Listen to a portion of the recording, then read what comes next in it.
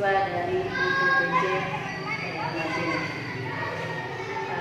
Di sini saya akan mempraktikkan tentang struktur sistem pencernaan. Sesuai dengan hasil pengamatan, kita siapkan dulu alat dan bahannya, sebuah pengamatan yaitu gambar dengan pensel. Yang pertama di sini kelenjar ludah. Kelenjar ludah menghasilkan air liur atau saliva yang digunakan dalam proses pencernaan dan menyebabkan mulut. Terus yang kedua parotis yang berfungsi kelenjar ludah terbesar di bagian samping wajah, berfungsi menghasilkan air liur untuk membantu pencernaan makanan. Dan yang ketiga submandibular atau bawah rahang yang berfungsi sebagai air liur yang dihasilkan pada kelenjar yang mengandung protein yang menghambat pertumbuhan bakteri sehingga mencegah terjadinya infeksi. Dan yang keempat sublingualis atau bawah lidah yang berfungsi memproduksi air liur makus, yakni air liur kental yang kaya lendir tetapi tidak mengandung enzim dan mengalir ke seluruh permukaan mulut bawah. Terus yang kelima, rongga mulut. Rongga mulut di sini berfungsi sebagai organ pertama yang berperan dalam proses pencernaan makanan dan minuman. Terus yang keenam, amandel. Amandel di sini berfungsi untuk menangkal berbagai kuman, bakteri dan virus yang akan masuk ke tubuh kita. Terus yang ketujuh, lidah. Lidah berfungsi membantu mengecap dan menelan makanan setelah lumat. Lidah juga lah yang akan membawa makanan tersebut ke tenggorokan menuju lambung. Terus yang kedelapan, esofagus. Esofagus di sini berfungsi sebagai pembawa makanan yang telah dihabiskan dari mulut menuju lambung.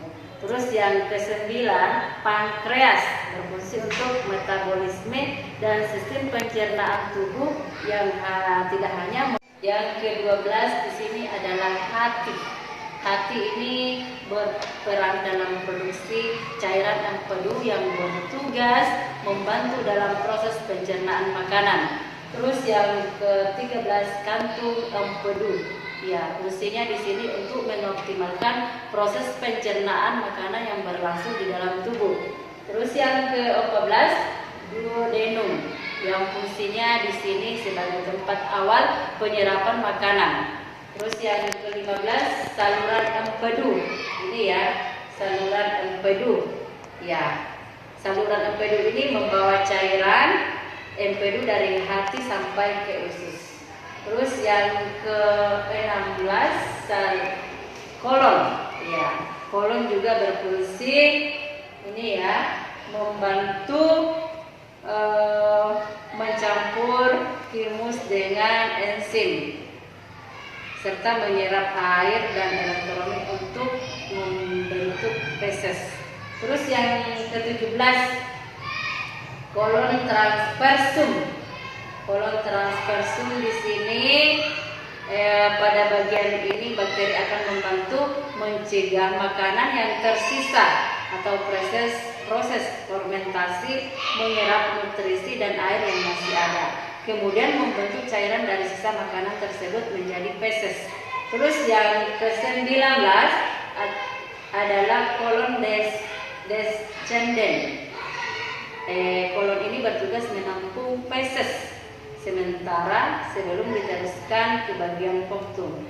Terus yang ke-20 adalah ileum. Fungsinya menyerap zat gizi yang tidak diserap dengan baik oleh duodenum maupun jejunum. Terus yang ke-21 yaitu sekum. Ini ya, sekum. Ya, fungsinya di sini dia berada pada bagian usus besar yang berbentuk menyerupai kantung dan berfungsi menghubungkan ileum dan bagian akhir dari usus halus dengan usus besar. Terus yang ke-22 appendix umbai cacing. Ini appendix umbai cacing berfungsi sebagai organ monologi dan secara aktif berperan dalam sekresi imunoglobin atau suatu kekebalan dalam tubuh di mana memiliki kelenjar limfoid.